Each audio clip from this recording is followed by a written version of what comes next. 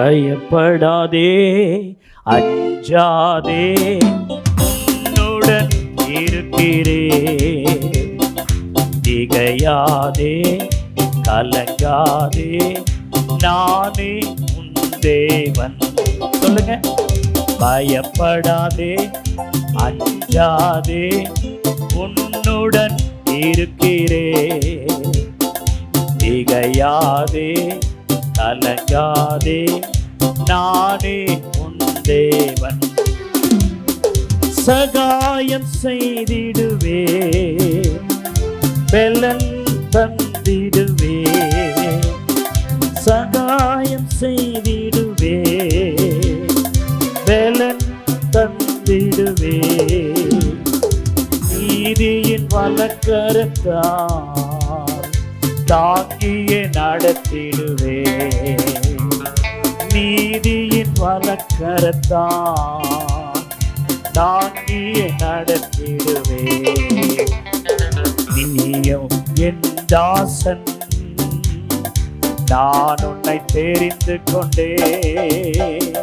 நீயோ என் தாசன், நான் உன்னை தெரிந்து கொண்டே. பயப்படாதே, அஞ்சாதே, உன்னுடன் இருக்கிறேன்.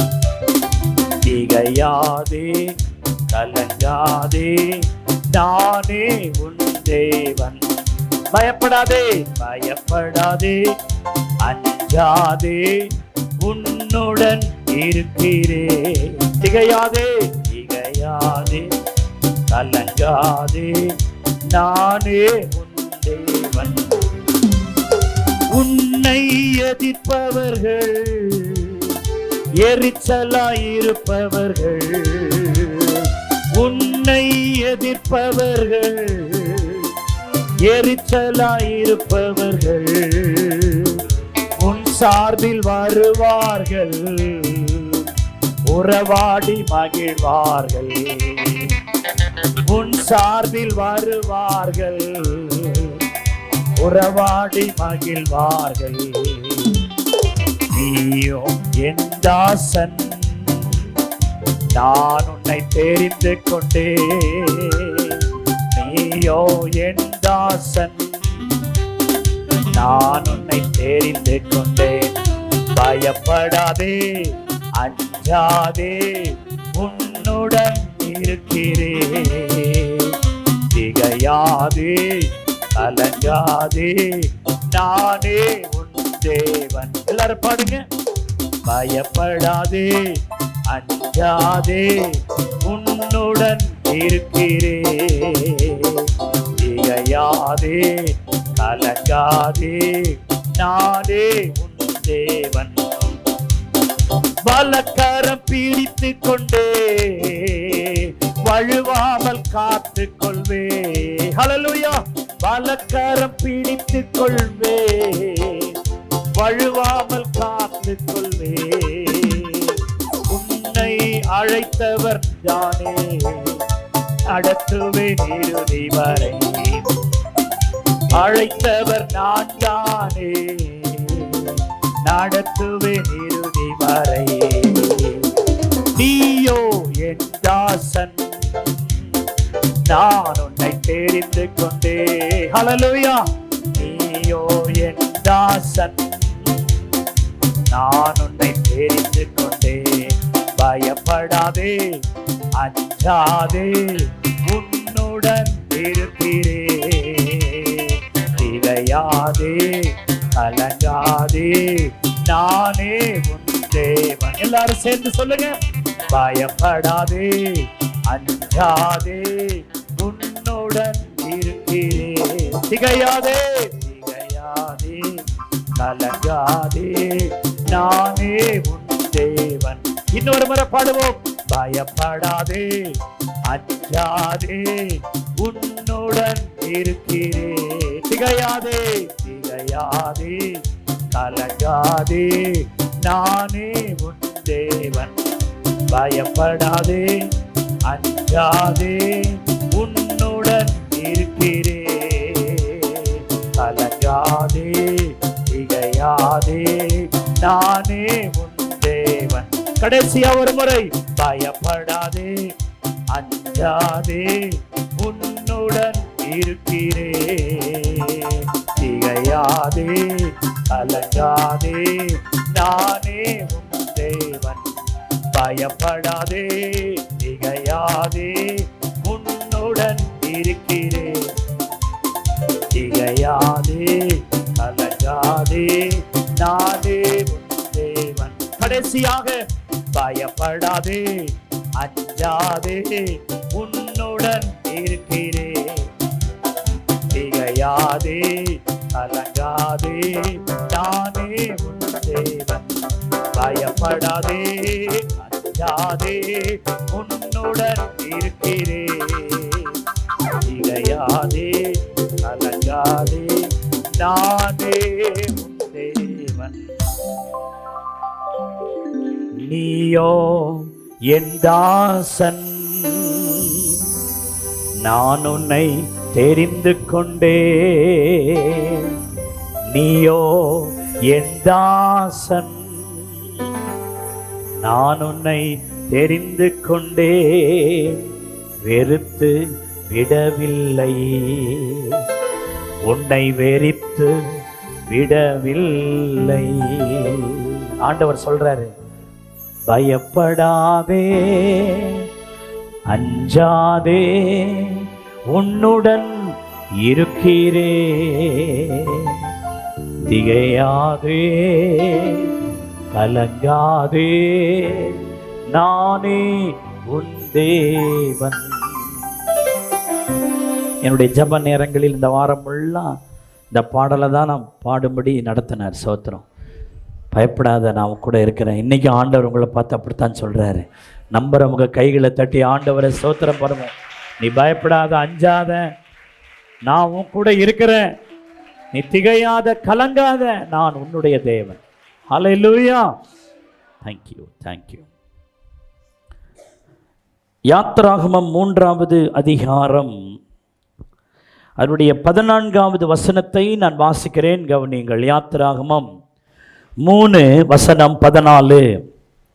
அதற்கு தேவன், இருக்கிறவராகவே இருக்கிறேன் என்று மோசேயுடனே சொல்லி, இருக்கிறேன் என்பவர் என்னை உங்களிடத்திற்கு அனுப்பினார் என்று இஸ்ரவேல் புத்திரரோடு சொல்வாயாக. ஆண்டவர் இந்த ஆண்டின் பொது வாக்குத்தத்தமாக இந்த வசனத்தை நமக்கு கொடுத்து, அதிலே குறிப்பாக இருக்கிறேன் என்பவர், ஹல்லேலூயா, என்னை உங்களிடத்திற்கு அனுப்பினார் என்று நீ சொல்வாயாக என்ற அந்த வார்த்தையை நாம் எடுத்து நாம் தியானித்து வருகிறோம். இருக்கிறேன் என்பவர், பிரைஸ் தி லார்ட். இருக்கிறேன் என்பவர், the God of today, I am here, நான் இருக்கிறேன், இருந்தேன், இருக்க போகிறேன் நாமம் அல்ல, இருக்கிறேன் என்பவர். கைகளை தட்டி ஆண்டவரை ஸ்தோத்திரம். இருக்கிறேன் என்பவர். ஹல்லேலூயா. ஒரு குழப்பத்தில் இருந்த ஒரு மோசேவை பார்த்து தான் சொன்னார் இந்த வார்த்தையை. இருக்கிறேன் என்பவர் அனுப்பினார்னு போய் சொல்லு போ அப்படின்னார். சொல்லிட்டு யாத்திராகமம் 4:12 சொல்றாரு, ஆதலால் நீ போ, ஆதலால் நீ போ. ஆதலால் என்ன? நான் தான் சொன்னேன்ல, இருக்கிறேன் என்பவர் உன்னை அனுப்புறார்னு சொல்லி இருக்கிறேன்ல, ஆதலால் நீ போ. ஆதலால் நீ போ என்பது இந்த புதிய ஆண்டில் தேவன் நமக்கு இடுகிற கட்டளையா இருக்குது. தைரியமா போன்னு சொல்றார். ஆதலால் நீ போ, நான் உன் வாயோடு இருந்து நீ பேச வேண்டியதை உனக்கு நான் என்ன செய்வேன், இந்த ஆண்டு முழுவதும் உனக்கு போதிப்பேன்.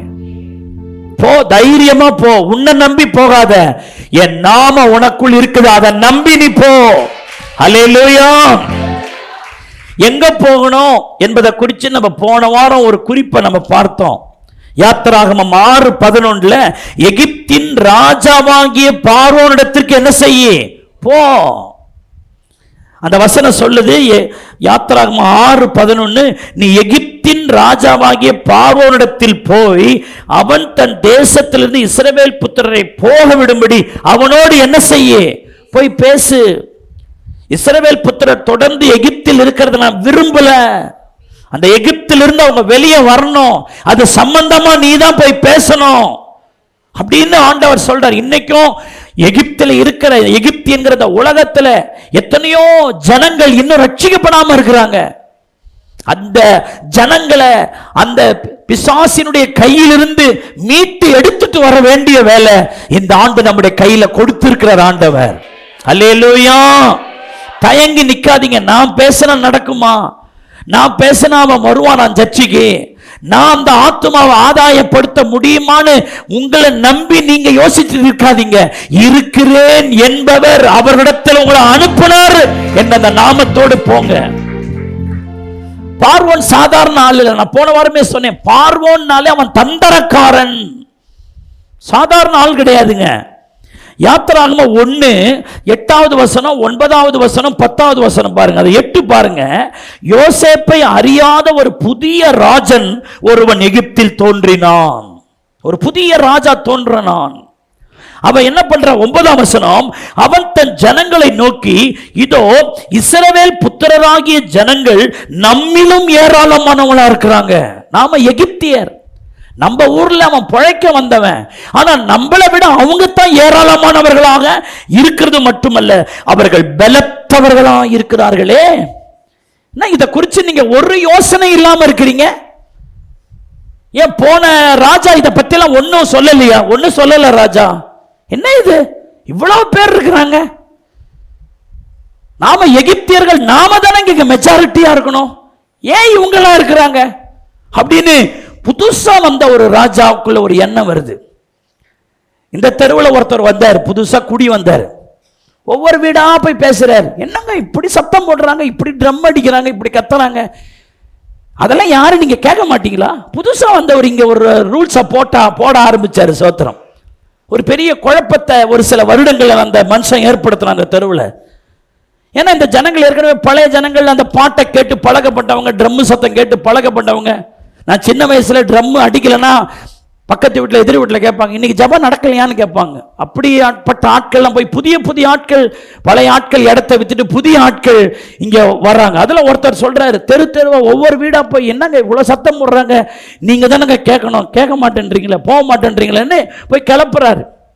கிளப்பி எல்லாரையும் எழுப்புறாரு. அந்த மாதிரி இந்த ராஜா என்ன பண்றாரு, என்ன இது இப்படி இருக்கிறாங்க, சைலண்டா இருக்கீங்களா?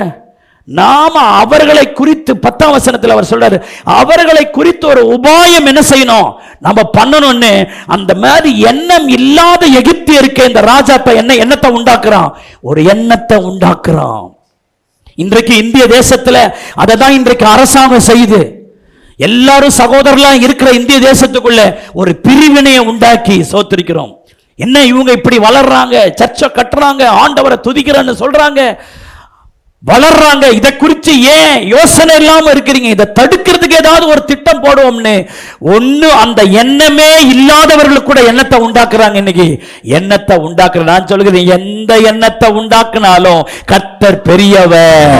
கைகளை நல்லா பலமா தட்டி, பால்கனியில் இருக்கிற கீழே இருக்கிறவங்க அவன் தந்திரக்காரன். நான் போன வாரம் உங்களுக்கு சொன்னேன், அவன் 2 தந்திரங்களை நான் போன வாரம் சொன்னேன். அவன் முதல் தந்திரம், இந்த ஜனங்களை பெருகாம இருக்கிறதுக்கு ஒரு உபாயம் பண்ணணும். 2வது, அவங்களுக்கு வேலை பலுவை அதிகமாக்கி அவர்களை கத்தரை விட்டு என்ன செய்யணும், பிரிக்கணும். எந்த டைம் வேலை வேலை வேலை வேலை. அதான் சொல்றேன், இந்த 2024 சும்மா வேலை வேலை வேலை வேலைன்ட்டு கத்தருடைய ஜெபிக்கிற காரியங்கள், சபைக்கு வர்ற காரியங்கள், கத்தரை தேடுற காரியத்துல முட்டுக்கட்ட போடாத. தோத்திரம். எவரா இருந்தாலும் சரிதான், இது கடைசி காலம். எவ்வளவு காலம் இந்த பூமியில இருப்போம்னு தெரியல, யாரை எப்ப தூக்குவாருன்னு தெரியாது. ஆகவே வேலை சம்பாத்தியம் இதுவே வாழ்க்கையின் பெரிதாக நீங்கள் எண்ணக்கூடாது. சோத்தரிக்கிறோம், வேலை செய்யணும், அதே நேரத்தில் கர்த்தருக்கு கொடுக்க வேண்டிய டைம் என்ன செய்யணும், கொடுக்கணும். இந்த தீர்மானத்துக்குள்ள இந்த புதிய ஆண்டுல நீங்க வரணும். பார்வோனி தந்திரம் என்ன, work work work, more work work work, overload. இந்த ஒர்க்கை கொடுத்து கொடுத்து கொடுத்து கொடுத்து அந்த ஜெபிக்க, வேதத்தை வாசிக்க, சர்ச்சுக்கு போக கூடாத ஒரு சிந்தனையை உண்டாக்கு. அது பார்வோனுடைய தந்திரம். அந்த தந்திரம் பாருங்க இன்னைக்கு கிரியை செய்து பாருங்க. யாரை கேட்டாலும், ஏன் பிரதர் சர்ச்சுக்கு வரல, ஏன் பிரதர் பிரேயருக்கு வரல, ஏன் பிரதர் ஃபாஸ்டிங் பிரேயருக்கு வரல, ஏன் பிரதர் அந்த முக்கிய கூட்டத்துக்கு வரல, ஏன் சிஸ்டர் வரல? வேலை வந்துருச்சு, ஒரு முக்கிய வேலைன்னு சொல்லுவாங்க. இப்படின்னா அது பார்வோனின் தந்திரம். இப்படி வேலை செஞ்ச உடனே உங்களுக்குள்ள இருக்கிற அந்த கிருபை உங்களை விட்டு போயிடும். அந்த ஆண்டவரோடு கூட இருக்கிற அந்த உறவு அப்படியே செயலற்று போயிடும். நீங்க எப்படி இருப்பீங்கன்னா ஒரு வெதுவெதுப்பான ஆளா மாறிடுவீங்க. சோத்திரிக்கிறோம். மங்கி எறிகிற திரியா இருப்பீங்க. சோத்திரிக்கிறோம். உங்களால உங்களுக்கும் நன்மை இல்லை, உங்களால உங்க குடும்பத்துக்கும் நன்மை இல்லை. தோத்திரம். அதெல்லாம் மாறணும். வேலை ஒரு கட்டத்துக்கு செய்யணும், அப்புறம் அதை தூக்கி வச்சுட்டு ஜெபிக்கிற வேலையை பார்க்கணும். ஜெபமும் ஆண்டவரை தேடுறதும் உங்க வேலையும். அதுக்கு ஒரு 8 மணி நேரம் கொடுக்குறீங்கன்னா ஆவிக்குரிய காரியத்துக்கு அப்படி கொடுக்கணும், பேலன்ஸ் பண்ணி கொடுக்கணும். தோத்திரம். எல்லாம் அதிலே முழுகு. சில ஆட்கள் பாருங்க, வேலை பண்ணிட்டு அதுல டயர்டாகி அப்படியே தூங்கிடுது. டைம் எடுத்து ஜெபிக்க முடியல, ஏன்னா அவங்க அவ்வளவு ஒர்க் பண்ணிருக்கிறாங்க, ரொம்ப ஒர்க் பண்ணிட்டாங்க. இப்ப பிரேயர் பண்றதுக்கு அவங்களுக்கு என்ன முடியல.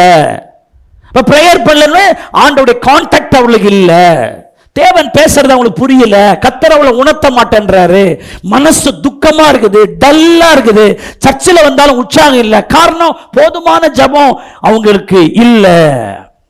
இதெல்லாம் நான் உங்களுக்கு கடந்த வாரம் சொன்னேன். இன்னைக்கு மூணாவது பார்வோனுடைய ஒரு தந்திரத்தை நான் வேகமா சொல்லி செய்தியை முடிக்க விரும்புகிறேன். அவர் மூணாவது அவர் ஒரு தந்திரம் என்ன சொல்றாருன்னா, பார்வோன்ட்ட யாத்திராகமம் 1:10 பாருங்க, அதுல ஸ்கிப் பண்ணி போடுவாங்க பாருங்க. தேசத்தை விட்டு புறப்பட்டு போகாதபடி நாம் அவர்களை குறித்து ஒரு உபாயம் பண்ணணும். அப்ப மூணாவது பாயிண்ட்னா, எகிப்தை விட்டு போகக்கூடாது என்பான். பெருகக்கூடாது, வேலை பளுவை அதிகமாக்குவது மூணாவது தந்திரம். இந்த இஸ்ரவேலன் எகிப்தை விட்டு என்ன செஞ்சிடக்கூடாது, அவன் போகவே கூடாது, அவன் எகிப்திலேயே இருக்க வேண்டும், போகக்கூடாது. எகிப்தை விட்டு அவன் வெளியே பார்க்கிறான். இவன் வெளியே போயிட்டா இந்த வேலையெல்லாம் யார் செய்யறது? ஆகவே இந்த எகிப்துக்குள்ளேயே இந்த இஸ்ரவேலனை வச்சு உள்ளேயே வச்சு குத்துன்னு குத்தணும்.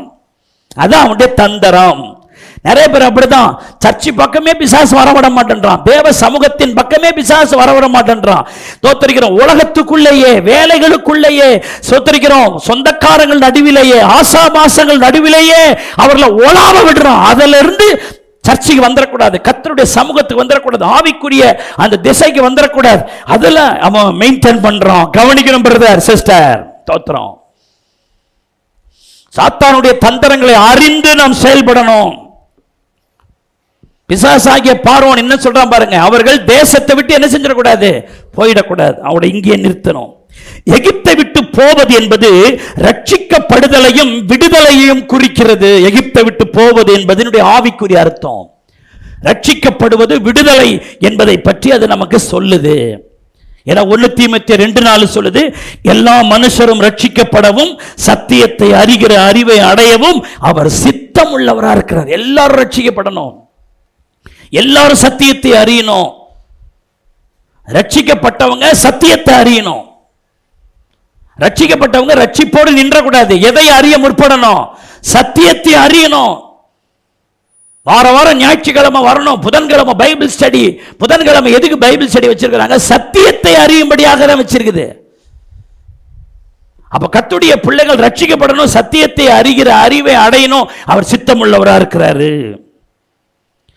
பாருங்க, யாத்திராகமம் 6:1 பாருங்க. கொஞ்சம் நான் உங்களுக்குள்ள டீப்பா எடுத்துட்டு போறேன் பாருங்க. யாத்திராகமம் 6:1 பாருங்க. அப்பொழுது கர்த்தர் மோசேயை நோக்கி, நான் பார்வோனுக்கு செய்வதை இப்போது நீ காண்பாய். அந்த பார்வோன்கிட்ட உன்னை அனுப்புறது நான் தான், ஆனா நான் பார்வோன்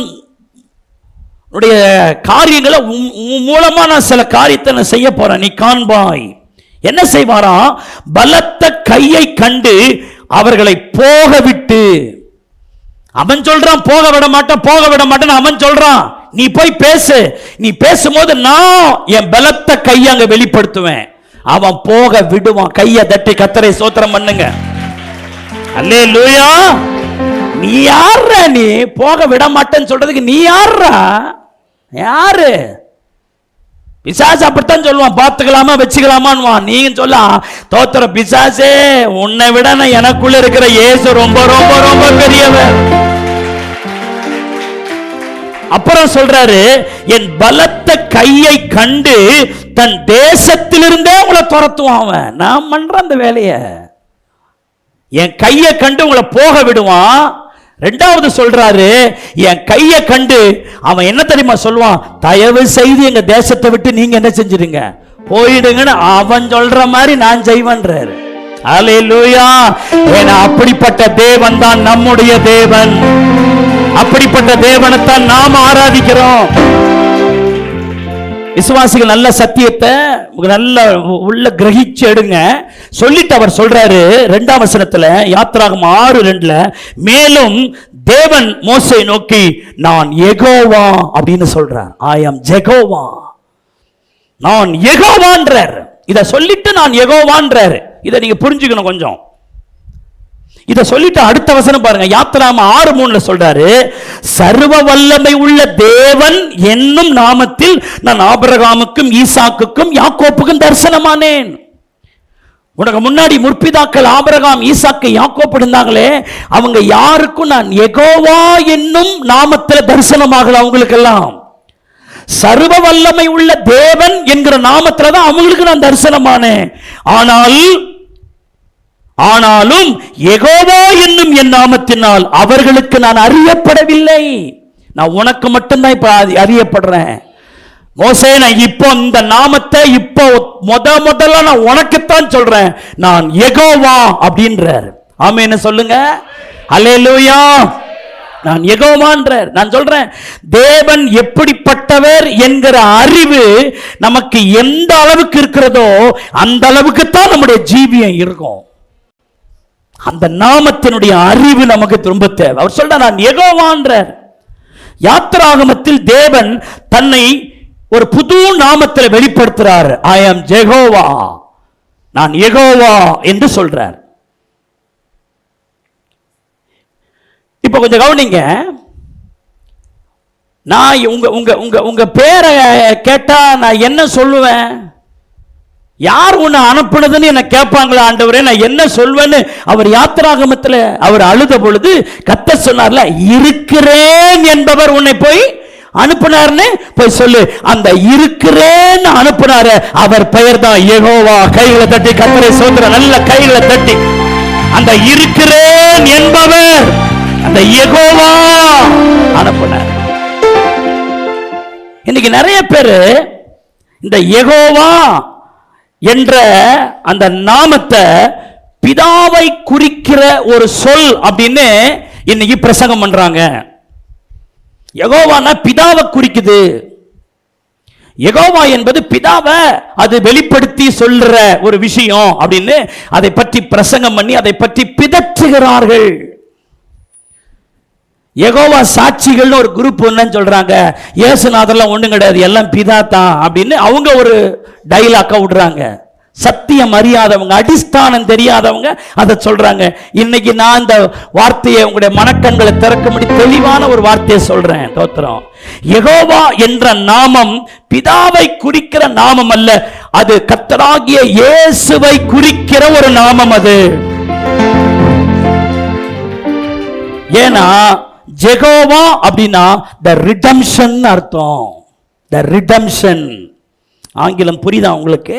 ஜெகோவா மீன்ஸ் த ரிடம்ஷன். ஜெகோவா என்கிற அந்த வார்த்தையினுடைய அந்த சரியான அர்த்தம் என்ன? யெகோவான்னா அதனுடைய அர்த்தம் என்னன்னா த ரிடம்ஷன். ரிடம்ஷன் என்ன? அருமையான மீட்கிறவர், ரட்சிக்கிறவர், மீட்டெடுக்கிறவர். அதான் யெகோவாவுடைய விளக்கம். பிதா எங்கேயும் மீட்பின் வேலையை செய்ததில்லை. பிதாவாகிய தேவன் தன்னை ஒருபோதும் மீட்பர் என்று எங்கேயும் சொன்னதே இல்லை. சோத்திருக்கிறோம். ஆனால் குமாரனாகிய இயேசுவே மீட்கிற தேவனாக கர்த்தராக இருக்கிறார். கைதட்டி கர்த்தரை ஸ்தோத்திரம் பண்ணுங்க. என கொலோசியர் 1:14 சொல்லுது, குமாரனாகிய அவருக்குள் அவருடைய இரத்தத்தினாலே பாவ மன்னிப்பாகிய மீட்பு நமக்கு உண்டாயிருக்கிறது. கொஞ்சம் கவனிங்க. குமாரனாகிய அவருக்குள் அவருடைய இரத்தத்தினாலே பாவ மன்னிப்பாகிய மீட்பு உண்டாக்கி இருக்கிறது. இந்த மீட்கிற வேலை, விடுவிக்கிற வேலை, அங்கிருந்து தூக்குற வேலை, இதெல்லாம் இயேசுவின் நாமத்தில் இருக்கிற சோத்திருக்கிற விஷயங்கள் இது. அப்ப யெகோவா என்றால் ரிடம்ஷன் இருக்குது, மீட்டெடுக்கிறவர் இருக்குது. அதான் யெகோவா என்ற வார்த்தைக்கு ஞாபகம். பழைய ஏற்பாட்டிலே யெகோவா என்று அறியப்பட்டவர், உச்சரிக்கப்பட்டவர். புதிய ஏற்பாட்டில் இயேசு என்ற நாமத்தோடு இரட்சகராய் இந்த பூமியில் அவதரித்தார். அல்லேலூயா. அதுதான் மத்தேயு 1:21 சொல்லுது, அவருக்கு இயேசு என்று என்ன இடுங்கள், பெயரிடுவாயாக, ஏனெனில் அவர் தமது ஜனங்களின் பாவங்களை நீக்கி அவர்களை என்ன செய்வாருங்க, ரட்சிப்பார். கவனிக்கணும், சத்தியத்தை தெளிவா புரிஞ்சுக்கணும். ஒண்ணு கிடக்க ஒண்ணு புரிஞ்சுக்கிட்டு தப்பா புரிஞ்சுக்கிட்டு போயிட்டு நான் சரியா எங்கேயும் அடிபடாம வியாக்கியானம் பண்றேன். உங்களுக்கு கவனிக்கணும், தோத்திரம் தெளிவா இருக்கணும். நீங்க முதல்ல தெளிவா இருந்தாதான் மற்றவர்களை தெளிவுபடுத்த முடியும். அந்த மீட்பரின் நாமமாகிய யெகோவாவை ஆபிரகாம், ஈசாக்கு, யாக்கோப்பு அறியவில்லை. ஆனால் முதலாக மோசேவுக்கு இந்த நாமத்தை பற்றி ஒரு வெளிப்பாட்டை கொடுக்கிறார். யெகோவா நாமத்தின் பொருள் என்ன? இப்ப அவர் சொல்றாரு, யாத்திராகமம் 6 சொன்னார்ல, நான் யெகோவா சொன்னார்ல. நான் என்ன சொன்னாரு, நான் உனக்கு யெகோவாவா உனக்கு அறியப்படுறேன்பா மோசே. நான் ஆபிரகாம் கூட அப்படி அறியப்படல, ஈசாக்கு அப்படி அறியப்படல, யாக்கோப்புக்கு அறியப்படல, சர்வ வல்லமை உள்ள தேவனத்தான் அறியப்பட்ட. ஆனா மோசே, உனக்கு நான் யெகோவா என்ற நாமத்தில் அறியப்படுறேன். அந்த யெகோவா தேவனுடைய பொருள் என்ன? நீங்கள் யாத்திராகமம் 6:6 படிச்சீங்கன்னா அந்த யெகோவாவை பத்தி நீங்க தெரிஞ்சுக்கலாம். அந்த யெகோவா தேவன் என்ன செய்யறாரு, ஆதலால் இஸ்ரவேல் புத்திரரை நோக்கி, நான் கர்த்தர் உங்கள் மேல் எகிப்தியர்கள் சுமத்தின சுமைகளை நீக்கி நான் உங்களை விடுவித்து உங்களை அவர்கள் அடிமைத்தனத்திற்கு நீங்களாக்கி ஓங்கிய கையினாலும் மகா தண்டனைகளினாலும் உங்களை மீட்டு. தோத்திரம். இப்ப 4 விஷயத்தை நான் சொல்றேன் பாருங்க. இந்த யெகோவா நாமத்தின் பொருள் என்னன்னா, சுமைகளை நீக்குகிறவர். இரண்டாவது, உங்களை விடுவிக்கிறவர். மூன்றாவது, அடிமைத்தனத்திலிருந்து உங்களை நீங்களாக்கி விடுகிறவர். நாலாவது, உங்களை மீட்டுக் கொள்ளுகிறவர். கைகளை தட்டி கர்த்தரை ஸ்தோத்திரம் பண்ணுங்க. இந்த 4 வார்த்தை அந்த ஒரே வசனத்துக்குள்ள இருக்குது. சுமைகளை நீக்குகிறவர், உங்களை விடுவிக்கிறவர், அடிமைத்தனத்தினின்று நீங்களாக்குகிறவர், உங்களை மீட்டுக் கொள்ளுகிறவர். ஆமென் சொல்லுங்க. பிதாவுடைய விஷயம் எப்படின்னா, அவர் தப்புனா உடனே தண்டனை தான். கண்ணுக்கு கண்ணு, பல்லுக்கு பல்லு. ஆனால் இயேசு மீட்கிற தேவனாய் இருக்கிறார், பாவங்களை மன்னிக்கிறவரா இருக்கிறாரு. குமாரனாகி அவருக்குள் மீட்பு நமக்கு உண்டாயிருக்கிறது. அல்லேலூயா, அல்லேலூயா. அப்போ அவர் சொல்றாரு, நான் யெகோவா. யெகோவானா ரிடம்ஷன். அவன் சொல்றான், நான் உங்களை அனுப்பவே முடியாது, இந்த எகிப்திலிருந்து இவங்களை வெளியே அனுப்பவே கூடாது என்று அவன் சபதம் போட்டுட்டு இருக்கிறான். இப்ப மோசேட்ட சொல்ற, நீ ஏன் அதெல்லாம் பாக்குற, நான் யெகோவா அப்படின்றார். நான் யெகோவாப்பா, யெகோவா என்ற நாமத்தில் விட்டு அறியப்படுற யெகோவா தேவன் என்ன செய்வாரு, சுமைகளை நீக்குவாரு, விடுவிப்பாரு, அடிமைத்தனத்திலிருந்து நீங்களாக்குவாரு, மீட்டு எடுப்பாரு. கைதட்டி, நல்ல கைகளை தட்டி அந்நிய பாஷைகளை பேசி தோத்திரம் சொல்லிட்டு யாத்திராகமம் 6:7 நீங்க வாசிக்கணும். அதனுடைய பின்பகுதியை பாருங்க. உங்கள் மேல் எகிப்தியர் சுமத்தின சுமைகள் எல்லாம் நீக்கி உங்களை விடுவிக்கிற உங்கள் தேவனாகிய கர்த்தர் நான் என்று என்ன செய்வீங்க, அறிவீங்க. ஆமென், ஹல்லேலூயா. ஆனா யெகோவா சாட்சி என்ன சொல்றாங்க, அதை பிதாவோடு கனெக்ட் பண்ணி ஏசெல்லாம் டம்மி, அவருக்கு மேல அவர் தானே சொல்லி தோத்தரிக்கிறோம். அதுக்கு ஒரு பெரிய குழப்பத்தை ஏற்படுத்தி நிறைய ஜனங்களை வஞ்சித்து தள்ளுறாங்க. சத்தியத்தை தெளிவா அறிந்து கொள்ளணும். சில நேரம் பழைய ஏற்பாட்டில் இயேசு என்கிற அந்த நாம மறைந்து ஆங்காங்கே சொல்லப்பட்டிருக்கிறது. அதுல ஒண்ணு யெகோவா அப்படின்னு சொல்றாரு. இந்த யெகோவா என்கிற வார்த்தையின் அர்த்தம் மீட்கிறவர்னு அர்த்தம். ஹல்லேலூயா. அந்த மீட்பே இயேசுவுக்குள்ளதான் இருக்கு. கைதட்டி கர்த்தரை ஸ்தோத்திரம் பண்ணுங்க. ஹல்லேலூயா. இந்த மீட்பை ஆண்டவரின் நாமத்தை விளங்கிக் கொண்ட மோசேவுக்கும் இஸ்ரவேல் ஜனங்களுக்கும் எகிப்திலிருந்து விடுதலையும் ரட்சிப்பும் கிடைத்தது. இததான் போய் ஜனங்களுக்கு சொல்றாரு.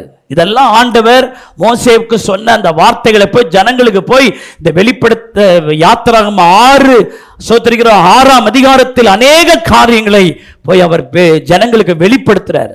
ஆண்டவர் நம்மை மீட்டெடுக்க போறாரு. பார்வோன் சொல்லலாம், உங்களை அனுப்ப மாட்டேன்னு அவன் சொல்லலாம், ஆனா ஆண்டவர் நம்மை மீட்க போகிறார், ஆண்டவர் விடுவிக்க போகிறார், கர்த்தர் இங்கிருந்து நம்மை காப்பாற்ற போகிறார், ரட்சிக்க போகிறார் என்று சொன்னான். கர்த்தர் அப்படியே செய்தார். கைகளை தட்டி ஆமென், அல்லேலூயா.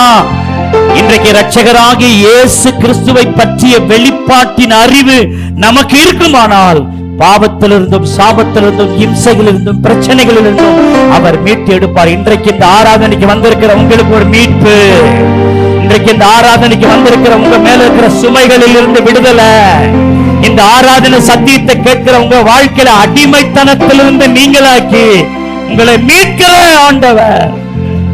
அதுதான் யோவான் 8:36 சொல்லுது, குமாரன் உங்களை விடுதலையாக்கினால் நீங்கள் மெய்யாகவே. அவன் என்ன விடுதலையாக்க மாட்டான், அவன் சொல்றது.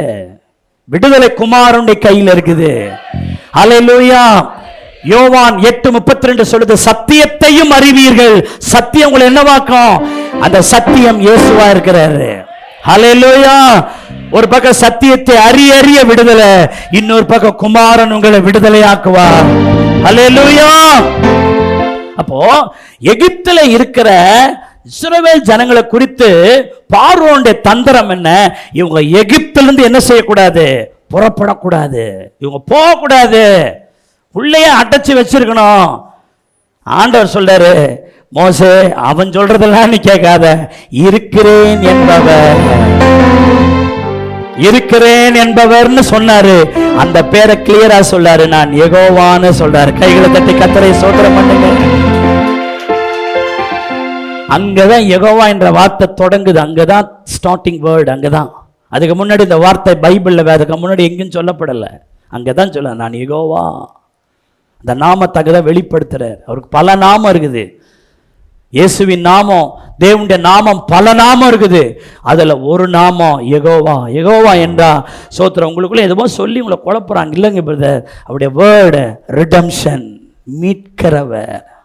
இயேசு தவிர வேற யாருங்க மீட்கிறவருங்க இருக்கிறாங்க? ஒவ்வொரு நாமத்திலையும் ஒவ்வொரு காரியம் நடக்குது. மீட்புன்னா அது கர்த்தராகிய இயேசு தான். கைதட்டி கர்த்தரை ஸ்தோத்திரம் பண்ணுங்க. அல்லேலூயா. எவ்விதமான எகிப்திலிருந்து புறப்பட பண்ணினார். எகிப்திலிருந்து வந்துடக்கூடாது, எகிப்தை விட்டு அவங்க போயிடக்கூடாது அப்படின்னு பார்வோன் சொன்ன. எகிப்து எகிப்துன்றமே, எகிப்துனா என்ன? ஒரு 7 பாயிண்ட் வேக வேகமா சொல்றேன் பாருங்க. முதலாவது குறிப்பு, அடிமைத்தன வீடாகிய எகிப்தை விட்டு புறப்பட பண்ணினார். எகிப்துனாலே அடிமைத்தனம்னு அர்த்தம், அடிமைத்தனத்தின் வீடு, அதான் எகிப்து. எகிப்தினுடைய ஒரு டெமான்ஸ்ட்ரேட் நான் உங்களுக்கு சொல்லணும், அதுக்கு ஒரு விளக்கம் சொல்லணும். அது உன்னை என்னாலும் அடிமைப்படுத்தி வச்சிருக்கோம்.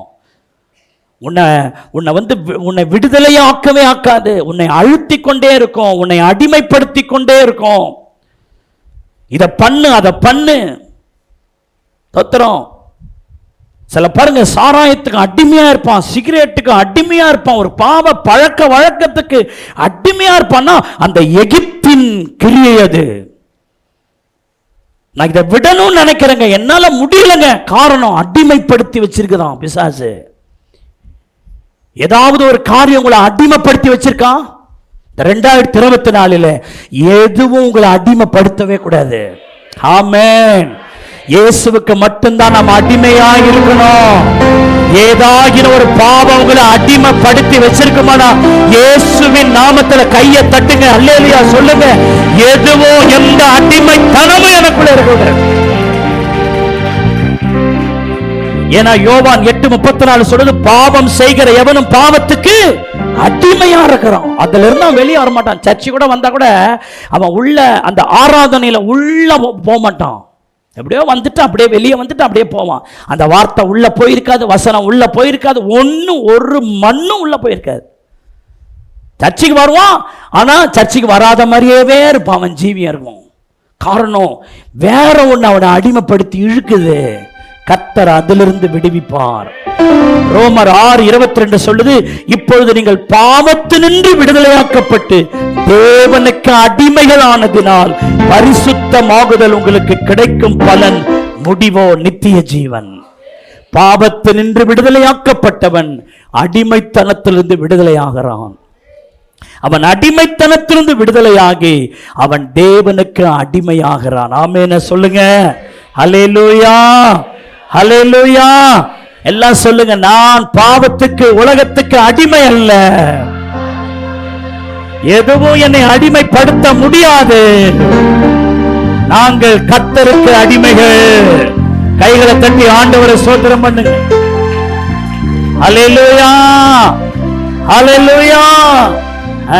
தோத்திரம். Praise the Lord. சோத்திரிக்கிறோம், சோத்திரிக்கிறோம். C major. Thank you Lord. ஹல்லேலூயா.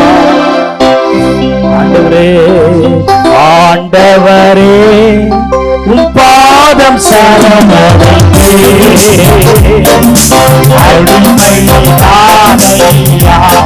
ஆடுங்க சத்தமா. ஆண்டவரே பாதம் அடிமை நானையா. ஆயிரம் ஆயிரம் துன்பங்கள் வந்தாலோ நான் விட்டு அகன்று போக மாட்டேன். நான் விட்டு அகன்று போக மாட்டேன்.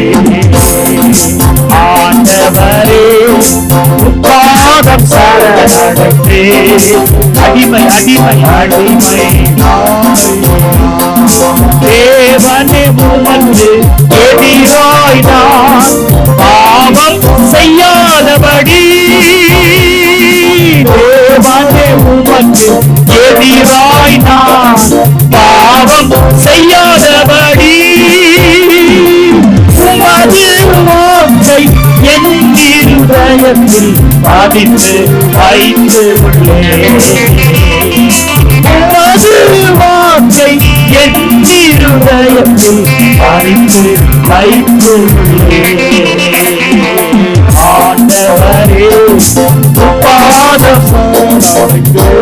உலகத்துக்கு அடிமை நாங்கள் அல்ல. ஆண்டவருக்கு அடிமை அல்ல. கயிறு தட்டி பால்கனியில் இருக்கிற பின்னாடி உட்கார்ந்து இருக்கிற ஒரு மௌனமா இருக்கிறாரு. மறுபடியும் ஆண்டவரே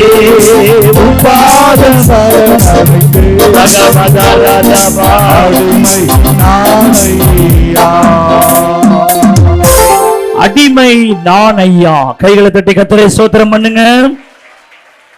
இரண்டாவது, வியாதியாகிய எகிப்திலிருந்து புறப்பட பண்ணினார். எகிப்துனாலே வியாதி தான். தோத்திரம். அல்லேலூயா. ஏன்னா யாத்திராகமம் 15:26 சொல்லுது. அந்த வசனத்தின் பிற்பகுதியை பாருங்கள். நான் எகிப்தியருக்கு வரப்பண்ணின வியாதிகளில் ஒன்றையும் உனக்கு வரப்பண்ணேன்.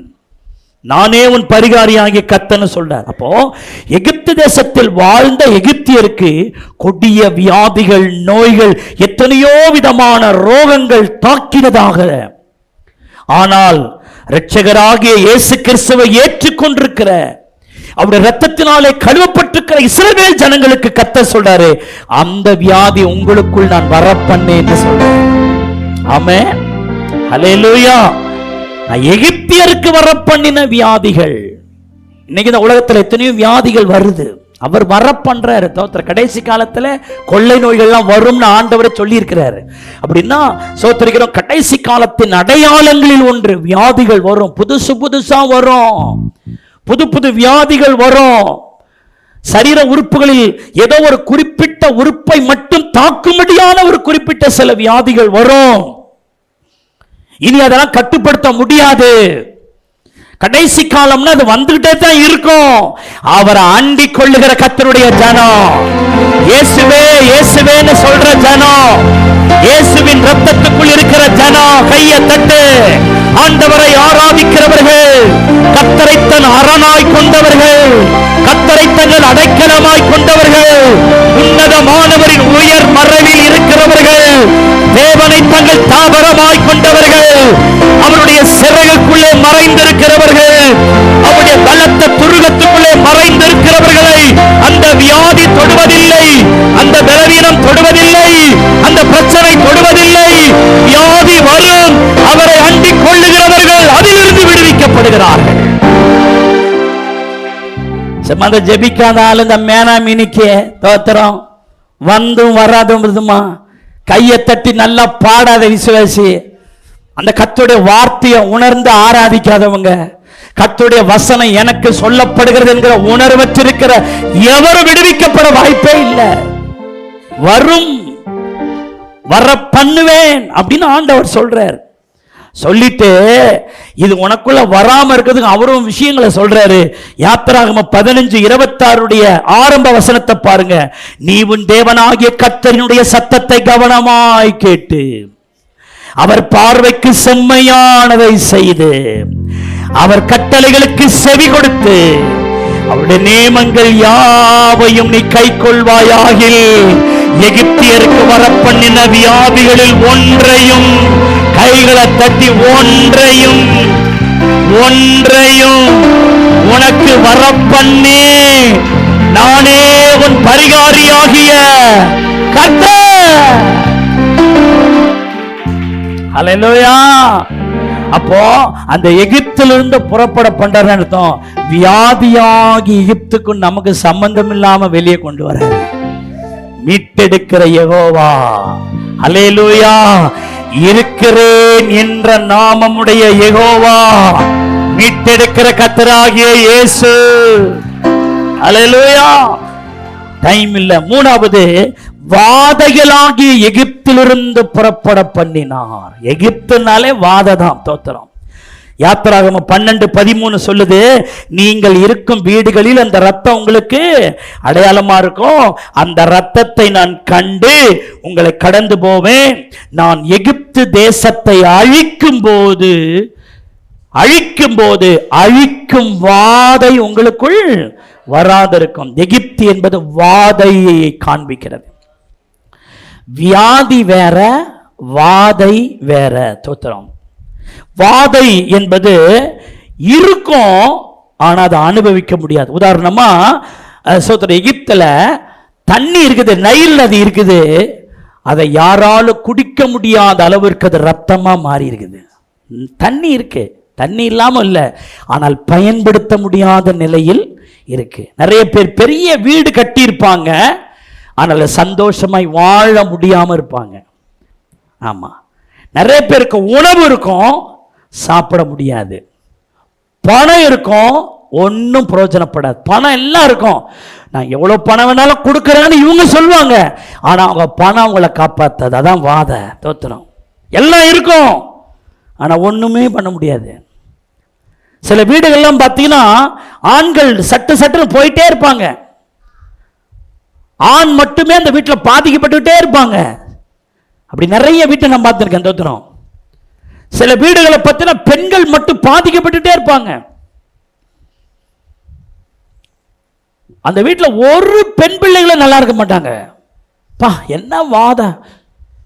நிறைய குடும்பங்களை போகும் பொழுது, நிறைய விஷயங்களை கேள்விப்படும் போது, நல்ல வேலை கத்தர்கிட்ட வந்து சேர்ந்துட்டான். ஐயா, கையை தட்டி கத்தரை சோத்திரம் பண்ணுங்க, நல்ல கையை தட்டுங்க. எவ்வளவு ஆபத்து நிறைந்த உலகத்தில் இருக்கிறோம் தெரியுமா? ஆபத்து நிறைந்த உலகம். ஒரு சகோதரிக்கு 5, 6, 7 சகோதரிகள், பெண் பிள்ளைகள் எல்லாம் செத்து போச்சு, ஒண்ணு கூட உயிரோடு கிடையாது. நல்ல வேலை நான் ஏசுனார பிடிச்சிக்கினையா, இது வரைக்கும் உயிரோடு இருக்கிறேயா. நான் மட்டும் இந்த ஏசுனாருக்கு வரல வச்சுங்க, என் அக்கா தங்கச்சிக்கு செத்து போன மாதிரி நானும் செத்து போயிருப்பேன். இன்னைக்கு ஜீவனோடு இருக்கிறேன்னா அவரை பிடிச்சுக்கிட்டு வாதைகளிலிருந்து காப்பாற்றிறார். எத்தனை பேர் நம்புறீங்க? இன்னைக்கு ஆண்டவருக்குள்ள வந்தனாலதான். அல்லேலூயா. ஆமென். வாதை உந்தன் கூடாரத்தை அழகாது மகனே கொள்ளாது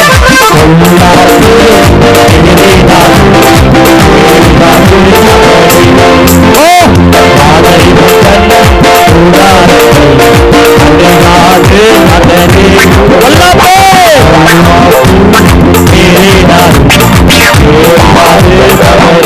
ஆட்டுக்குட்டி ரத்தத்தினால் சாத்தானை ஜெயித்து விட்டோம்.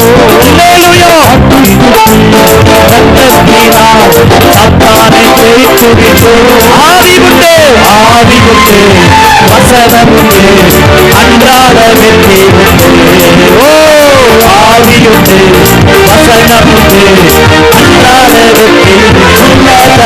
உன்னதமான கர்த்தரையே உறைவிட மாற்றிக் கொண்டார்.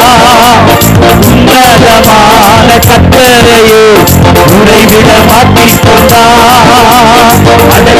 அடைக்கலமா ஆண்டவனை ஆதாயமாக்கிக் கொண்டார். அடைக்கலமா ஆண்டவனை ஆதாயமாக்கிக் கொண்டார். வாதை கூடாரத்தை பொல்லாப்பு பொல்லாப்பு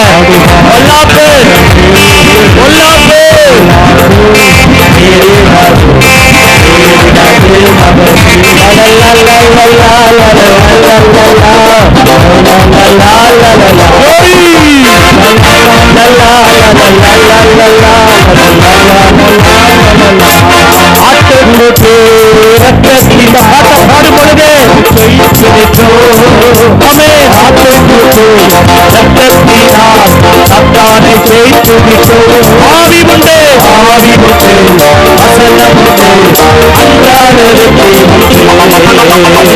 ஆவி உண்டு, வசனம் உண்டு, அன்றாட வெற்றி.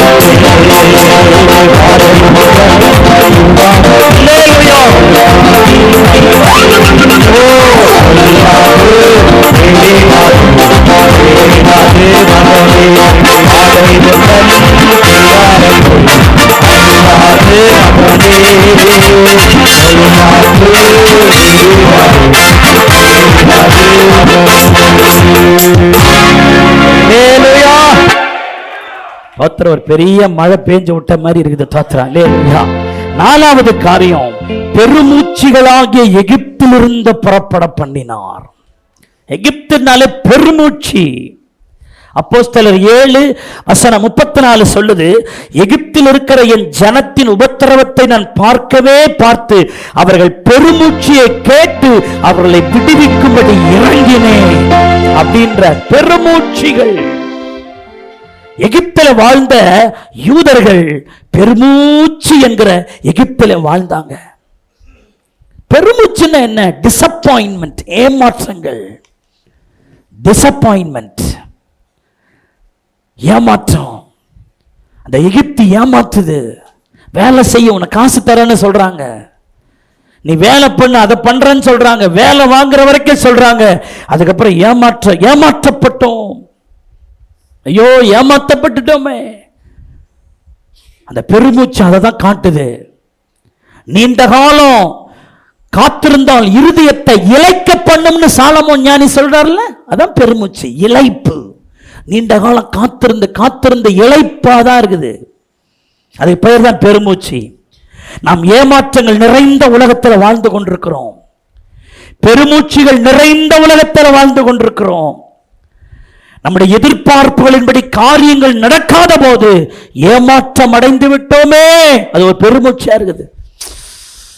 என்னங்க பண்றது, எல்லாம் போச்சுங்க அப்படின்னு வாங்க. தோத்திரம். வரும்னு நினைச்சுக்கிட்டு இருந்தேன், இது வரும், இந்த காரியத்தை பண்ணலாம் முடிச்சிடலாம்னு நினைச்சிட்டு இருந்தேனே, போச்சு, எல்லாம் போச்சு. ஒரு பெருமூச்சு வரும் பாருங்க, பெருமூச்சு. ஏமாற்றம் அடைந்ததுனால் உள்ளம் பாதித்து எத்தனை பேர் அந்த ரோட்ல நிறைய பேர் பைத்தியக்கார மாதிரி பித்து பிடிச்சு போவான் பாருங்க, அவன் எல்லாமே ஏமாற்றப்பட்டவர்கள். ஒரு காலத்துல பிறக்கும் போது அவன் அப்படி இல்லை. நீங்க ரோட்ல யாரை நீங்க பார்த்தாலும் நீங்க இந்த சத்தியத்தை அறிஞ்சிக்கலாம். அப்படியே ஏதோ பேசிக்கின்னு பித்து பிடிச்சி குளிக்காம தலை சீவாம தலை குளிக்காம தலையெல்லாம் அப்படியே கட்டி போயிருக்கும், அப்படியே பேக்கா மாதிரி போவாங்க. நம்ம நல்லா உடுத்திட்டு அவங்கள பார்த்து இலக்காரமா பேசிட்டு போவான். அவன் உன்னை விட பயங்கரமா இருந்தவங்க தான் ஒரு காலத்துல. ஏதோ ஒரு விதத்தில் ஏமாற்றப்பட்டு அந்த ஏமாற்றத்தினால் மனம் பாதிக்கப்பட்டு அப்படிப்பட்டவளை பார்க்கும் போதெல்லாம் நீங்க ஜெபம் பண்ணணும், ஸ்தோத்திரம் பண்ணணும்.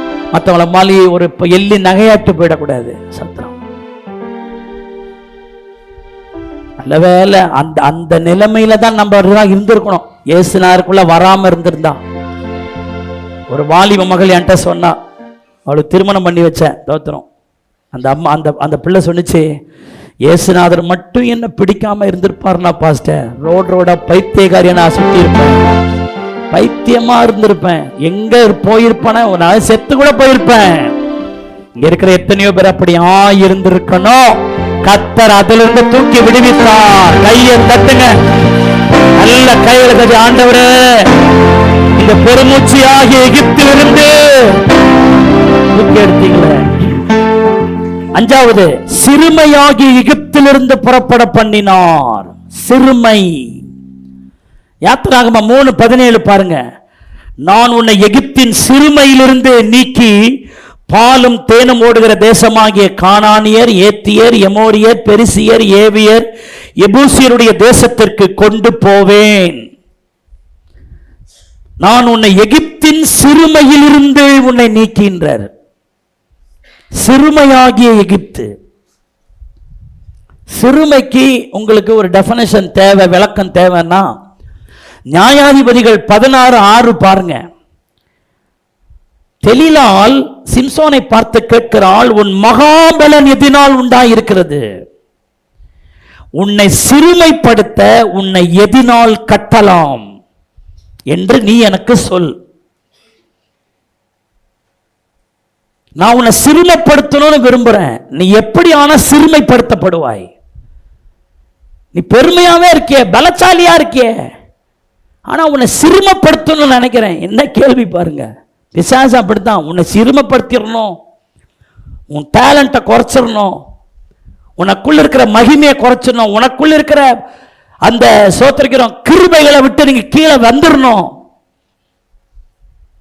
உங்களுக்குள்ள இருக்கிற வரங்கள், உங்களுக்குள்ள இருக்கிற கிருபைகள், உங்களுக்குள்ள கத்தத்த அந்த விசேஷங்களை விட்டு ஒருத்தவன் டவுன் ஆகிறது தான் சிறுமை. ஒரு 10 பைசாவும் பிரயோஜனப்படாம போயிடுவான். தோத்திரம். நியாயாதிபதிகள் 16:19 பாருங்க. அந்த தெலீலாள் ஒருவனை அழைத்து அவன் தலைமயிரில் 7 சடைகளை சிறப்பித்து அவளை சிறுமைப்படுத்த தொடங்கினாள். அவள் பலம் அவனை விட்டு நீங்கிற்று. இப்போ ஒரு காலத்தில் ஆண்டவருக்காக மகிமையா காணப்பட்டவன் ஒரு சின்ன பையன் அவனை நடத்தக்கூடிய அளவுக்கு எல்லாருக்கும் ஒரு பப்புனை போல, ஒரு விளையாட்டு பொருளை போல அவன் மாறிவிட்டான். 3000 பேர் நின்று இந்த ஒரு சிம்சோனை பார்த்து எள்ளி நகையாடுகிறார்கள்.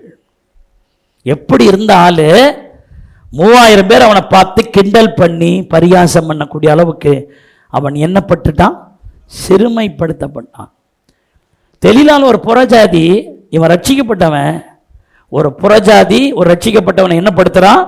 சிறுமைப்படுத்துறான். ரட்சிக்கப்படாத கணவனால் ரட்சிக்கப்பட்ட எத்தனையோ சகோதரிகள் அடி வாங்கி உத வாங்கி சிறுமைப்படுத்தப்படுகிறார்கள். ரட்சிக்கப்படாத மனைவியால், குணப்படாத மனைவியால் ரட்சிக்கப்பட்ட எத்தனையோ சகோதரர்கள் சிறுமைப்பட்டு இருக்கிறத நான் ஊழியங்களில் பார்க்கிறேன். சில நேரங்கள் வேலை ஸ்தலத்தில் கொடூரமான அதிகாரிகளினால் அந்த கம்பெனியில அந்த இடத்துல வேலை செய்கிற கடைநிலை ஊழியர்கள் சிறுமைப்படுத்தப்படுகிறார்கள். நம்மை சூழ இருக்கிற புறஜாதி மக்கள் நம்மை விளங்கி கொள்ளாமல் நம்ம என்னப்படுத்த பார்க்கிறாங்க. இன்னைக்கு இருக்கிற அரசியல் என்ன சொல்லுது? சிறுபான்மையினர் நசிக்கிடுவோம், குத்திடுவோம், அம்மிகள்ல போட்டு அரைச்சிடுவோம் அப்படின்னு நான் நினைக்கிறேன். தோத்திரம். அப்படித்தான் கேஎஸ் சொன்னா, நம்மளை சுத்தியிலும் பயங்கரமா வந்துட்டாங்க, நம்ம 2 பேர் தான் இருக்கிறோம், அவ்வளவுதான் நம்ம கதைன்னு. எலிசா சொல்றான், அவர்களோடு கூட இருக்கிறவர்களை பார்க்கிலும் நம்மோடு கூட இருக்கிறவர்கள் அதிகம். அல்லேலூயா. இந்தியாவே உங்களோடு கூட இருக்கிறவர்களை பார்க்கிலும் எங்களோடு கூட இருக்கிறவர்கள் அதிகம் என்று நம்புற பிள்ளைகள் கைகளை பலமாய் தட்டி அல்லேலூயா. சங்கீதம் 40:17 தாவீது சொல்கிறான், சிறுமையும் எளிமையுமானவன் கர்த்தரோ என் பேரில் நினைவாயிருக்கிறார். அல்லேலூயா. 119வது சங்கீதத்தில் தாவீது சொல்லுகிறான், உம்முடைய வசனமே என் சிறுமையில் எனக்கு ஆறுதலாக இருந்தது. ஒருவேளை சிறுமைப்படுத்தப்படுறீங்களா? கர்த்தர் இந்த ஆண்டு உங்களை தூக்கி எடுப்பார். யாரால் யார் சிறுமைப்படுத்தப்படுகிறீர்களோ அந்த எகிப்திலிருந்து கர்த்தர் உங்களை, உங்கள் குடும்பங்களை, உங்கள் பிள்ளைகளை கர்த்தர் தூக்கி எடுப்பார். சிறுமை. அல்லேலூயா. தோத்திரம். அருமையான தேவனுடைய பிள்ளைகளை, ஆறாவது குறிப்பு, வருத்தமாகிய எகிப்திலிருந்து புறப்பட பண்ணினார். வருத்தமாகிய எகிப்து. என்னாகமம் 20:15 ஒரு பெரிய வசனம், அதை ஸ்கிப் பண்ணி இங்க போட்டிருக்காங்க, கவனிங்க.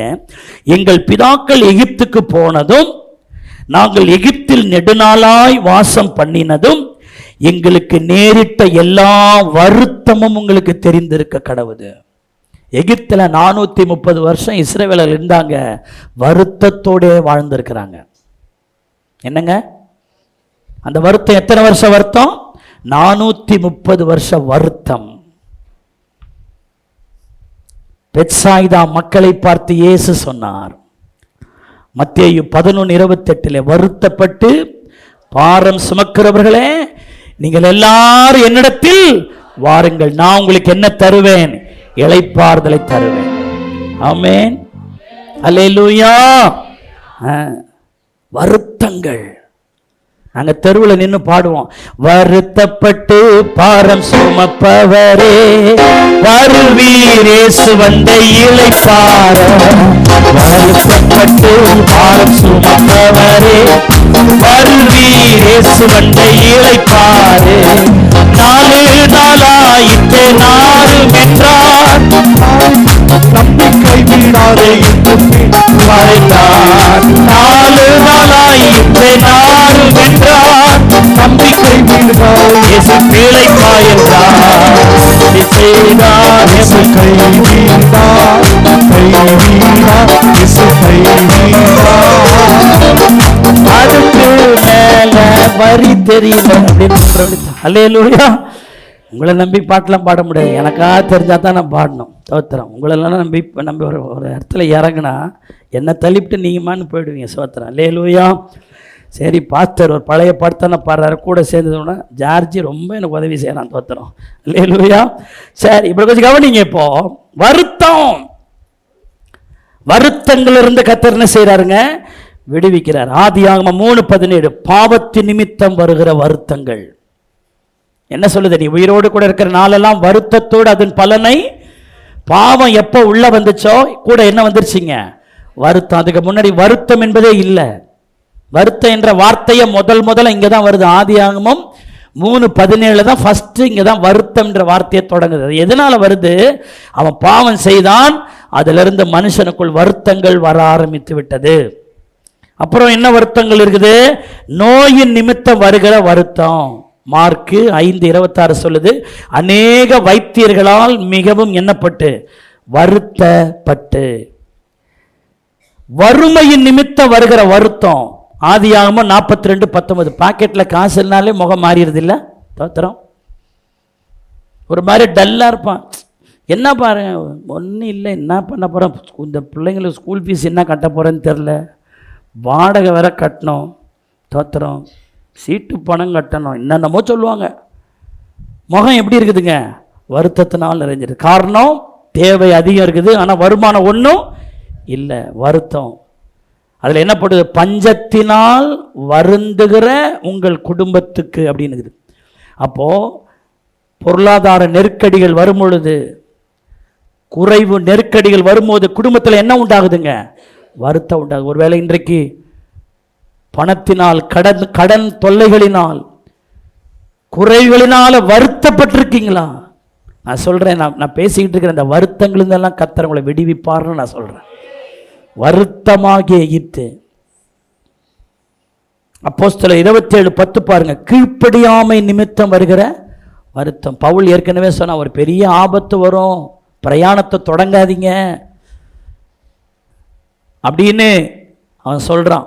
என்ன சொல்றான்? ஆனாலும் மனுஷரே, இந்த யாத்திரையில் சரக்குக்கும் கப்பலுக்கும் மாத்திரமல்ல, நம்முடைய ஜீவனுக்கும் வருத்தமும் மிகுந்த சேதமும் உண்டாகும் என்று காண்கிறேன். வருத்தம் வரும். ஆண்டவர் சொல்றாரு, போக வேண்டாம், பிரயாணத்தை ஆரம்பிக்க வேணாம், வருத்தம் வந்துடும். ஆனா அந்த கப்பல்காரன் கேட்டானா? கப்பல் எஜமான் கேட்டானா? அங்க இருக்கிற ஆட்கள் கேட்டாங்களா? அந்த வார்த்தைக்கு கீழ்ப்படியாம தங்கள் பிரயாணத்தை என்ன செஞ்சாங்க? தொடர்ந்தாங்க. வருத்தம் வந்துச்சா வரலையா? வந்துச்சு. நிறைய பேர் ஆவியானவர் சபைக்கு சொல்லும்போது காது உள்ளவங்க என்ன செய்யணும்? கேட்கணும். போகாத, செய்யாத, கத்தரை தேடுன்னு சொல்லும்போது ஒழுங்கு மரியாதை வந்துடணும்ல. தோத்திரம். அப்போ சில நேரங்கள் நம்ம கீழ்ப்படியாமல் போகிறது நிமித்தம் என்ன வருதுங்க? வருத்தம் வருது. இந்த வருத்தமாகி எகிப்திலிருந்து கத்தர் இந்த நாட்களை நம்மளை தூக்கி நிறுத்துவார். கை தட்டி ஆண்டவரை சொல்றார். 7வது பாயிண்ட், நரகமாகிய எகிப்திலிருந்து புறப்பட பண்ணினார். கடைசியா எகிப்துனாலே என்னதாங்க? நரகம்தான். உபாகமம் 4:20 பாருங்க. அதுல என்ன போட்டிருக்கு பாருங்க. இந்த நாளில் நீங்கள் இருக்கிறது போல நமக்கு சுதந்திரமான ஜனமா இருக்கும்படி கர்த்தர் உங்களை சேர்த்து கொண்டு உங்களை எகிப்து என்னும் இருப்பு காலவாயிலிருந்து, எகிப்து என்னும் இருப்பு காலவாயிலிருந்து புறப்பட பண்ணினார். என்ன வாயாங்க? இருப்பு காலவாய். அந்த காலவாய்னா என்னன்னா, நீங்க ஒரு இரும்பு துண்டை உள்ள போட்டா கூட அந்த இரும்பு துண்டை கூழ் மாதிரி ஆயிடும். அந்த காலவாய்க்கு கீழே அப்படி நிலக்கரிகளை போட்டு சூடாக்கி எவ்வளவு வெப்பம் உள்ள வந்துச்சுன்னா உள்ள இருக்கிற இரும்பை போட்டால் கூட என்ன ஆகிடும்? அது உருகிடும். கந்தகமும் நெருப்பும் எரிகிற அக்கினி கடல். நரகம் என்பது ஒரு காலவாய் மாதிரி. சோத்திரம். இருப்பு கலவாயில் அக்கினி எரிகிறது போல நரகத்தில் என்ன எரிந்து கொண்டே இருக்குது? அக்கினி எரிஞ்சுக்கிட்டு. இந்த இயேசு கிறிஸ்துவிடத்தில் நீ வருவாயானால் நரகத்திற்கு தப்பலாம். கைகளை தட்டி கர்த்தரை ஸ்தோத்திரம் பண்ணுங்க. அல்லேலூயா. அவங்கள பெருமூச்சு விட்டு, ஐயோ எங்களால இந்த எகிப்தில் என்ன செய்ய முடியாது, இருக்க முடியாதுன்னு அவங்க சத்தமிட ஆரம்பிச்சா. காரணம், அது ஒரு இருப்பு காலவாய். இயேசு ஜனங்களை நரகத்திலிருந்து விடுவிக்கிறவர். இயேசு கிறிஸ்துவினால் விடுவிக்கப்பட்டவர்கள் நரகத்திற்கு போக மாட்டார்கள். ஆண்டவரை ஏற்றுக்கொண்ட ஜனம் அந்த இடத்துக்கு போகவே போகாது. ஆமென்.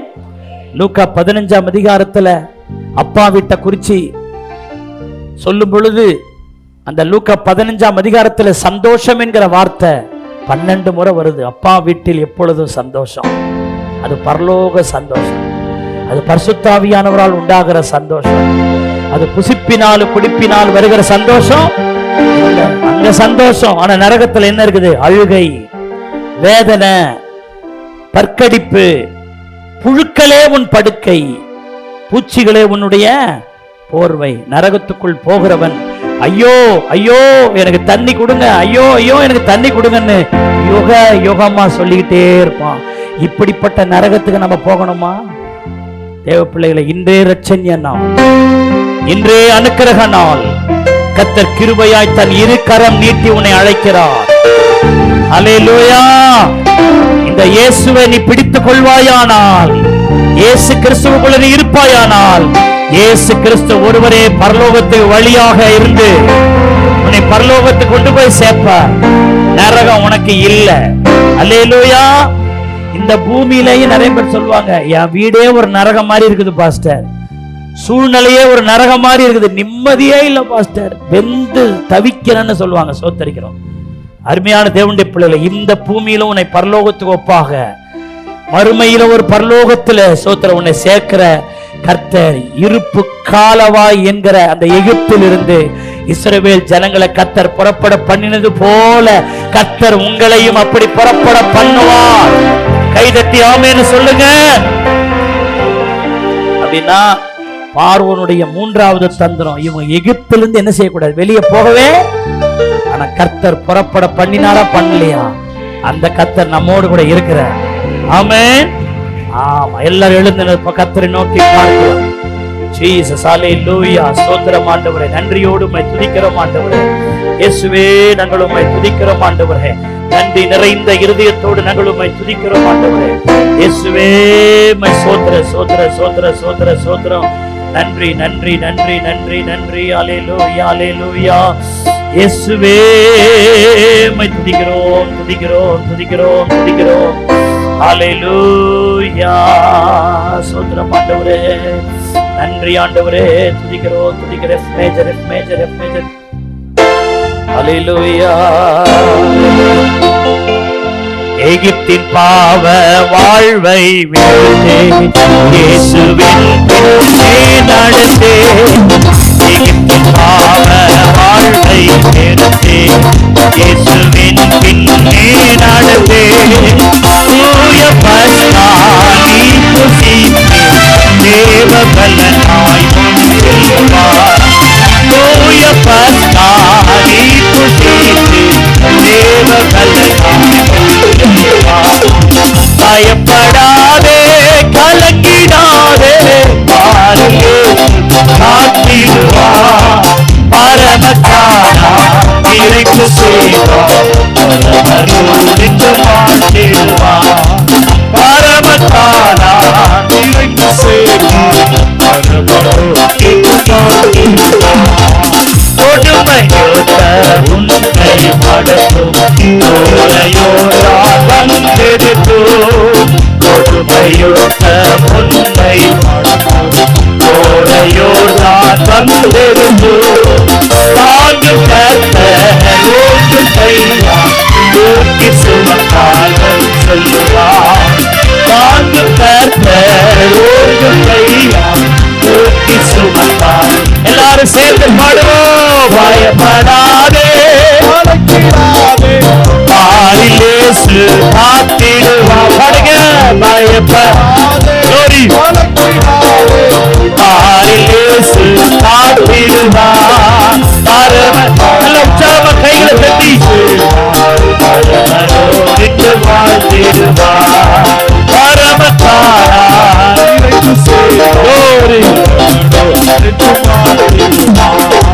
வசந்த மாறா உன்னை கலக்கும் கஷ்டத்தாலும் கண் சொரியோ. மாறா உன்னை கலக்கும் கஷ்டத்தாலும் கண் சொரியோ. வீட்டிலே சோர்ந்திடாதே, நன்மை அருளாய் முன் செல்வார். வீட்டிலே சோர்ந்திடாதே, நன்மை அருளாய் முன் செல்வார். பயப்படாதே இயேசு காத்திடுவார். பயப்படாதே கலங்கிடாதே, இயேசு காத்திடுவார். பரமத்தானா இறைக்கு செய்வார், பரமரோடு வாழ்த்திடுவார். பரமத்தானா நல்ல கையில் உற்சாகத்தை வாழ்த்திடுவார். பரமத்தானா இறைக்கு செய்வார், பயப்படாதே கலங்கிடாதே, இயேசு காத்திடுவார். பயப்படாதே கலங்கிடாதே, இயேசு காத்திடுவார். பரமத்தானா இறைக்கு செய்வார், பரமரோடு வாழ்த்திடுவார். பரமத்தானா இறைக்கு செய்வார்,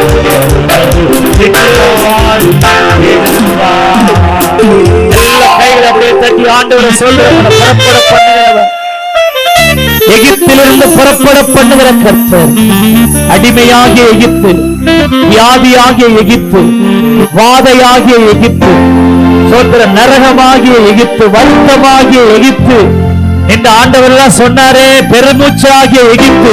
கர்த்தர் இப்படிப்பட்ட அனுபவங்கள் இருந்து கர்த்தர் நம்முடைய விசுவாச பிள்ளைகளை விடுவித்து பாதுகாத்து அல்லேலூயா கானானின் ஆசீர்வாதங்கள் பரலோக நன்மைகள் நல்ல கைகளை தட்டி ஆண்டவரே எங்களுக்கு தருவீராக.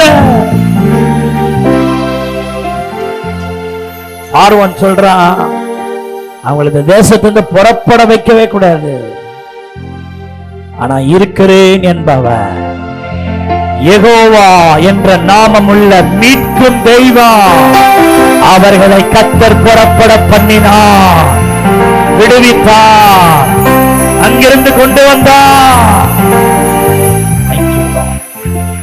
ஜெபிப்போம். நேசிக்கிற நல்ல பிதாவே, நல்ல வேலைக்காய் நன்றி. ஆமாண்டவரே, எங்களை மீட்டு எடுக்கிற விடுவிக்கிற இருக்கிறேன் என்பவர் எங்களை ஆண்டவரே, வருத்தமாகிய, பெருமூச்சியாகிய, அடிமைத்தனமாகிய, வியாதியாகிய, வாதையாகிய, நரகமாகிய எகிப்திலிருந்து எங்களை வெளியே கொண்டு வர்ற தெய்வமே, ஆமாண்டவரே, இன்னைக்கு அப்படிப்பட்ட அனுபவங்கள் பிள்ளைகளுக்குள்ள இருக்குமானால், வருத்தம் இருக்குமானால், பெருமூச்சு இருக்குமானால், ஏதாகின ஒரு அடிமைத்தனம் இருக்குமானால், வியாதி இருக்குமானால், ஓ ரிபா சங்கந்தனமா துரபா வருத்தங்கள் இருக்குமானால், இப்பொழுது எல்லா கைகளை தட்டி அந்நிய பாஷையில பேசி என் ஜனத்தை அதிலிருந்து விடுவிப்பீராக, அந்த சுமைகளை நீக்கி விடுவீராக, ஒரு நன்மை உண்டாவதாக, பாதுகாப்பீராக, கிருபை பண்ணுவீராக. எங்க அப்பா, நீங்க அப்படி செய்ய போற எல்லா கிருபைகளுக்காக ஸ்தோத்திரம். ஆண்டவரே, துதிக்கிறேன் ஆண்டவரே. வசனத்தை பிள்ளைகளுக்கு நான் சொல்லி இருக்கிறேன் ஆண்டவரே, ஸ்தோத்திரிக்கிற இந்த பார்வோனின் தந்திரங்களை நாங்கள் ஜெயிக்க, இந்த நாமத்தை கொண்டு ஜெயிக்க எனக்கு என் சபையார் உதவி செய்யும். இந்த வசனங்கள் பிள்ளைகளோடு பேசிக்கிட்டே இருக்கட்டும், அவளை உணர்த்திக்கிட்டே இருக்கட்டும்.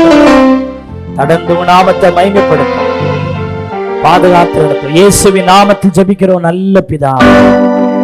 நம்முடைய கர்த்தராகிய இயேசு கிறிஸ்துவின் கிருபை, பிதாவாகிய தேவனுடைய அன்பு, பரிசுத்த ஆவியானவருடைய ஐக்கியம், ஆசீர்வாதம், வழிநடத்துதல் இன்றும் என்றும் சதா நாட்களிலும் கிறிஸ்துவின் வருகை பரியந்தமும் நம் அனைவரோடு கூட இருப்பதாக. ஆமென். ஸ்தோத்திரம். கைகளை உயர்த்தி சத்தமாய் சொல்வோம், மாரநாதா. கையை உயர்த்தி 3 முறை சத்தமா, இயேசுவின் ரத்தம். தேங்க்யூ. எல்லாரும் சேர்ந்து ஒரே குரலா சொல்லுங்க, என் ஆத்துமாவே கர்த்தரை ஸ்தோத்திரி, என் முழு உள்ளமே உடைய பரிசுத்த நாமத்தை ஸ்தோத்திரி. என் ஆத்துமாவே கர்த்தரை ஸ்தோத்திரி, அவர் செய்த சகல உபகாரங்களை சத்தமா, அவரின் அக்கிரமங்கள் எல்லாம் மன்னித்து, என் நோய்களை எல்லாம் குணமாக்கி, என் பிராணனை அழிவுக்கு விலக்கி மீட்டு, கிருபையினாலும் இரக்கங்களினாலும் முடிசூட்டி, நன்மையினால் என் வாயை திருப்தியாய், கழுகு சமானமாய் திரும்ப என் வயதை வாழ வயது போல் ஆக்குக. அல்லேலூயா, அல்லேலூயா, அல்லேலூயா. எகிப்திலிருந்து புறப்பட பண்ணுகிற கர்த்தர் உங்களோடு இருந்து நடத்துவாராக.